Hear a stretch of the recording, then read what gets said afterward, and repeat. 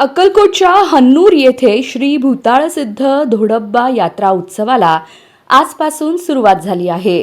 यंदा 6 किलो चांदी व 11 तोळे सोन्याने सजवलेली भव्य मूर्ती तसंच 1.5 किलो चांदीचा घोडा तयार करण्यात आला असून भाविकांमध्ये उत्सुकता वाढली आहे. श्री भूताळसिद्ध मंदिर पंच कमिटीच्या वतीने आज 2 मे पासून विविध कार्यक्रमांचे आयोजन करण्यात आले आहे.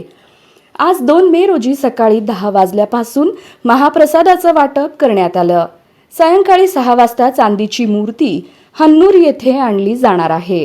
रात्री 9 वाजता सचिन भासगी व आरती पुजारी यांच्या प्रमुख उपस्थितीत गायन ढोल कार्यक्रम होणार आहे.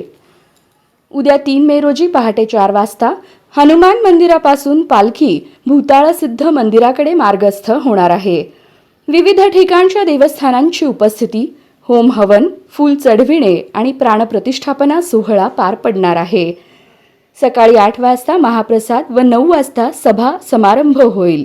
तर 4 मे रोजी सकाळी महाप्रसादानंतर दुपारी 4 वाजता पालखी मिरवणूक व रात्री 8 वाजता शोभेचे दारूकाम होणार आहे. आयोजकांनी सर्व भाविकांना उपस्थित राहण्याचे आवाहन केलं आहे.